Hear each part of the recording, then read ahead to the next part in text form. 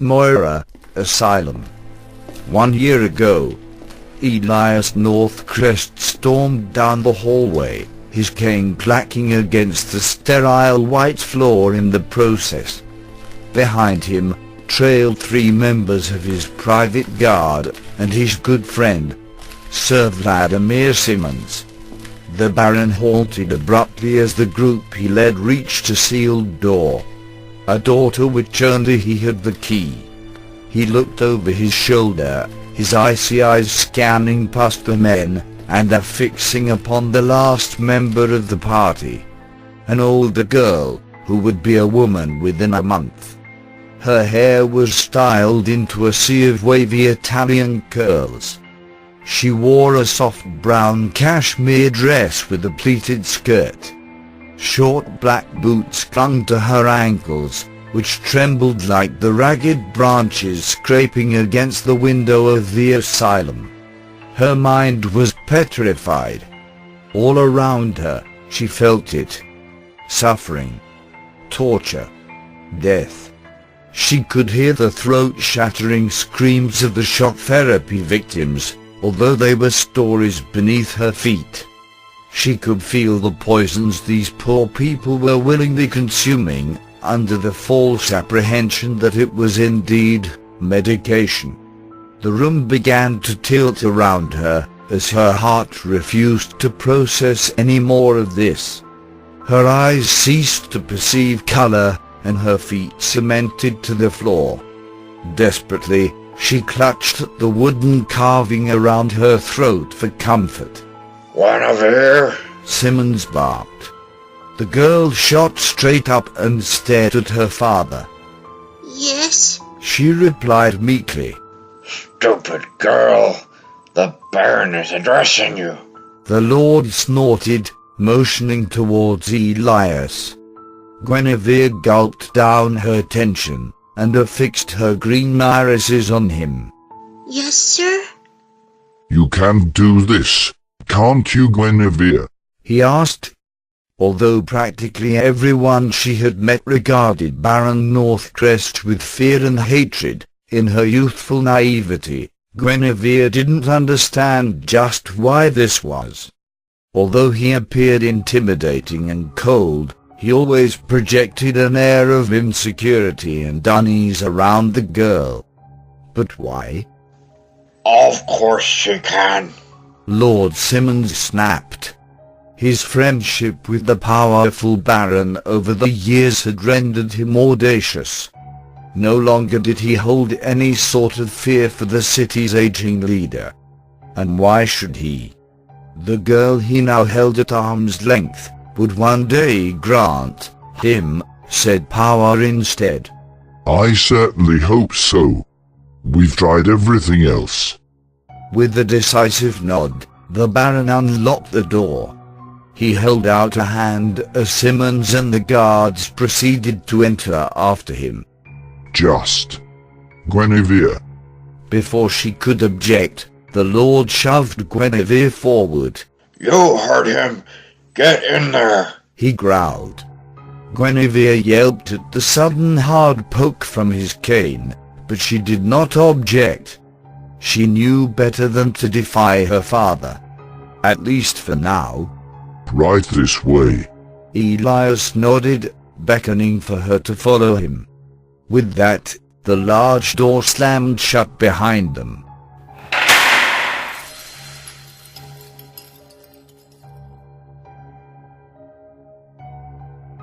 Guinevere shielded her eyes as she entered the bright operating room. As her eyes struggled to focus, she could hear a young woman cursing. "Get away from me!" she snarled, her voice hoarse as if she had been yelling for hours. Guinevere squinted in her direction. She nearly gasped when she saw a girl barely older than 20, strapped down to an operating table. Her black hair was extremely short, giving her an almost boyish look. Small, barely visible freckles covered her upper cheeks and nose, and she wore deep black circles under her eyes. And what eyes they were! Vivid, icy blue irises. Eyes that would make even sapphires appear dim and worthless. Guinevere found herself transfixed upon those eyes, not because of their luster, but rather the deep, unending torment within. While the exacts were still very unknown, one thing was certain. The woman before her had been through complete and absolute pandemonium. The Baron approached the blue-eyed girl and stared pensively at her. He then turned his attention to the accompanying doctor. How is her condition? Is she stable this time? Yes, my lordship. For now. Now is all the time we need. Guinevere, please come here. He ordered, never even turning to look at her.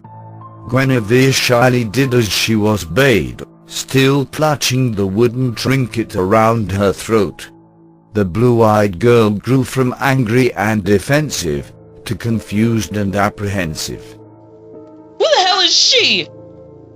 Her words prompted the surgeon to inject her with a long metal syringe. Guinevere froze and watched as those incredible blue irises contracted with shock. The girl's body lurched once, and then she began to convulse. Suddenly, the Baron grabbed Guinevere's unsuspecting wrist. She looked up into his weathered eyes. They were blazing with insanity. Guinevere, use your powers to extract the primal from her. Guinevere gaped in horror. Was that why she was here? Looking back down into the face of this strange girl, her heart began to flutter. The primal was really inside this girl. How did it possibly? She began to tremble as the memory found her. This was the girl who had interrupted the Baron's ritual. The last mother ritual. The thief whose blunder had inadvertently prevented that disaster. As the dark whispers found her ears, Guinevere glared up at the Baron. How could he be all right with all of this? How could any of them? This place. It was supposed to be a hospital for the mentally sick, not a dungeon of torture and sorrow. The sensation began to return. All right. I'll do what must be done. Extending her hand, she touched the blue-eyed girl's writhing body. Guinevere closed her eyes, allowing her magic to absorb the toxic mixture of debilitating drugs. Her form lurched once, before her breathing returned to normal. Once again, Guinevere was able to see those magnificent blue eyes. The Baron was infuriated. What have you done? You were supposed to extract the primal, not the medication. Foolish human! In your greedy folly, you nearly killed her! Guinevere hissed, her voice growing deep and guttural. The girl strapped down to the table began to stare at her, and emeralds collided with sapphires. In one swift motion, the pagan witch brought her hand up. Green nature magic stemmed from her fingertips, and sliced effortlessly through Erin's binds. What's that? Who are you? Erin demanded, in a panic-stricken tone. Guinevere didn't answer her question, for she was now completely unable to hear it. The actions of these sadistic humans had enraged her, awakening the deity within. The pagan influence now held her, and she was going to do serious damage.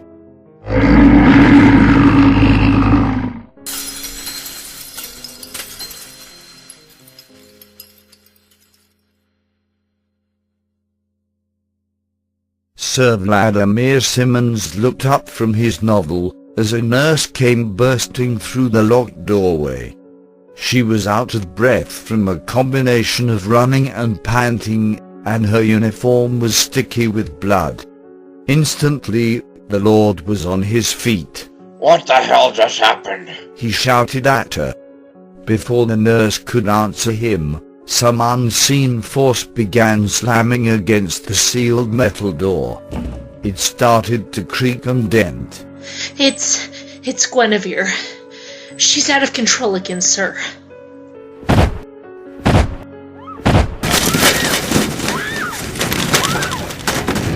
The nurse broke into a full panic sprint as the once solid door caved free from its frame. Thick ferns came rushing out, clinging and creeping across the empty hallway. Simmons took a brave step forwards, preparing himself for the worst possible thing that could come true. Which he knew was Guinevere.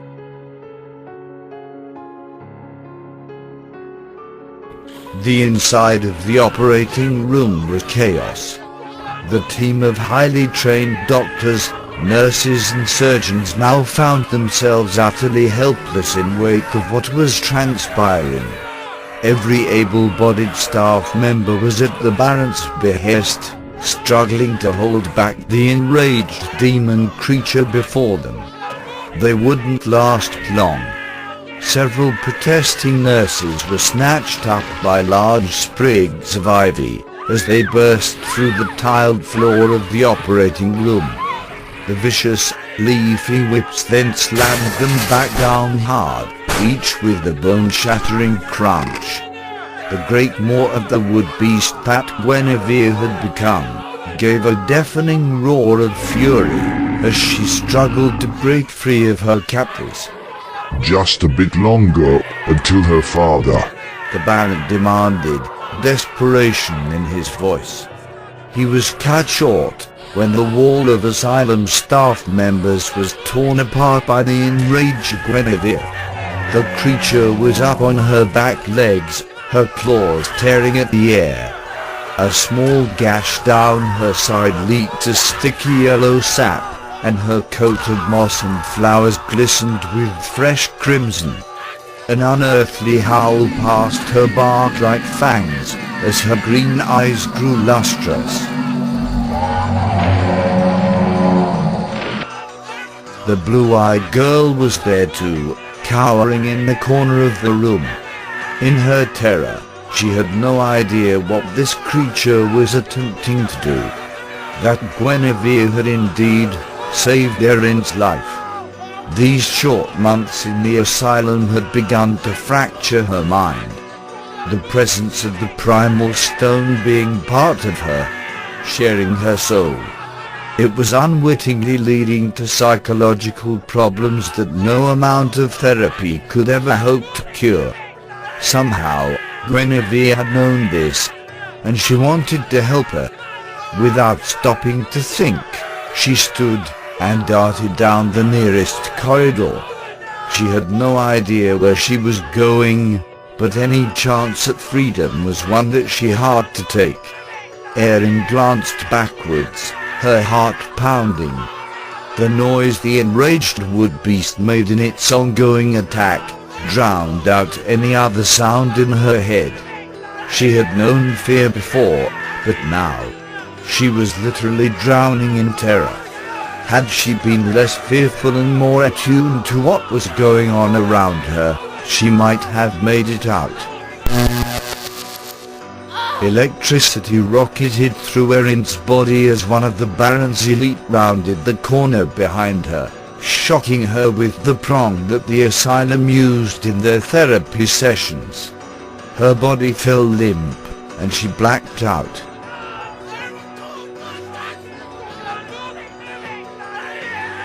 Demonic Guinevere continued her tirade. The inside of the operating room was now thick with the scent of blood and death. Screams could be heard as she sank her wooden fangs into the lead doctor, causing the Baron to recoil in shock. Lockdown. It's an official lockdown. Do not allow any of the patients to escape, and do not allow the girl with the primal within her to perish. As the surviving doctors formed a tight-knit circle around the Baron, easing him away from the monster, Simmons came crashing through the door. He held in his hands a small, star-cut ruby. Showing absolutely no fear, he held it up to the verdant mess of beast and legend. Guinevere, stand down! He ordered. Upon hearing his command, the wood-beast turned from her latest victim, blood dripping down her great maw. Her eyes flew open at the sight of the trickster's foresight. The name of the pagan artifact that Lord Simmons held in his hand. The relic began to glow an ominous red hue as the unseen demon within picked up on the presence of the last mother. Instantly, Guinevere recoiled in agony. She screamed and thrashed as the relic toyed with her mind and body, forcing the beast to withdraw back into the frightened young girl. This process was unnatural, and it caused Guinevere to feel a burning sensation like nothing she had ever felt before. Elias stopped midway out the door, and questioned his old friend as to what he was doing. It's my way of dominating her. She may be a deity, but as long as that side of her remains unawakened, her forebear still holds power over her, as does the one who holds his relic. Simmons smirked, watching Guinevere as she tensed and spasmed. The little nymph didn't struggle anymore. She'd given up. Now, her only focus was on choking back screams of agony. As the last of the wood-beast receded back into her body, she slumped over in a defeated pile of red hair and bloody clothes. Slowly, Simmons withdrew and pocketed the ruby. He pranced over to his downed child with a delighted sneer of accomplishment. Hesitantly, so too did the Baron. Is it over? Is she? Yes, she's powerless again. For now. Elias looked around the destroyed room, hearing as nurses and doctors from the lower floors ran through the panic-stricken hallways of the asylum. He wiped his sweltering forehead. What a mess. Don't worry. I'm still learning to control her powers, but rest assured, after tonight, Guinevere will never disobey me again.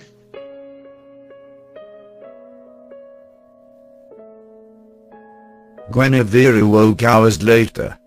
She was back in her bedchambers at the Simmons estate, still dressed in her blood-stained brown dress. She shakily stood and made her way over to the large bay window at the center of the room. The glass structure was easily as tall as she was, and a comfortable cushioned bench had been built just beneath it. Several throw pillows, teddy bears, and other stuffed animals lined either side of the bench, giving her room an almost childlike feel. Guinevere plopped down upon the soft pink cushions, watching the moon fill the vastness of the heavens with splendor and light. You were careless today, Guinevere. Her father's voice caught her off guard, making her jump. The young woman stood and faced the unseen shadows before her. Sir Vladimir Simmons stepped out from his hiding place. What have I told you about using your powers in public? Father, She began. they were hurting that girl. I couldn't stand it. I just snapped. She pleaded, as the first of several tears pricked at her long eyelashes. Simmons wasted no time. He grabbed Guinevere by the hair, causing her to shriek. Stupid little pagan garbage! Do you realize what you could have ended up costing me? In one violent motion, he pushed her forward, retracting his fingers from her wavy locks. Guinevere slammed down hard against the pale blue carpeting of her bedroom floor. But the Lord wasn't satisfied just yet. Grabbing her hair again, he pulled Guinevere up, forcing her to her knees. Holding back her head to meet his sadistic glare, a cold grin found his lips. You didn't save her, Guinevere. You only made things worse on her. Do you know what they'll have to do to extract the primal from her now? His expression, coupled with her vibrant imagination, caused the tears to begin to flow forth. What would they do to that poor blue-eyed girl? I didn't know. Why did you think the Baron decided to entrust this to you? He didn't want to have to hurt her. But now, thanks to you, he has no other choice. As Guinevere began to tremble and sob uncontrollably, Simmons noticed the wooden object around her throat. With his free hand he tore it off her neck. Guinevere's eyes flew open. No! Her words fell on the deaf ears of her tormentor. Simmons took up the object between his thumb and forefinger and gave her a cruel laugh. All right, Guinevere. Here's how it's going to work from now on. You listen to me. You do everything I tell you to, without question. Otherwise... And with that, he dropped the object at his feet. Before Guinevere could retrieve it, he slammed his booted foot down upon the artifact, splintering it to pieces. Guinevere felt her heart lock up. She watched numbly as her father lifted his foot, revealing the shattered pendant beneath. The last thing the forgotten nymph had of her mother. Simmons watched her fall forward, curling up into a fetal position around the shattered memento. I trust we understand one another. The Lord then stormed out of her chambers, leaving a broken Guinevere to sob in silence. But no more tears left her eyes that night. She was out of them.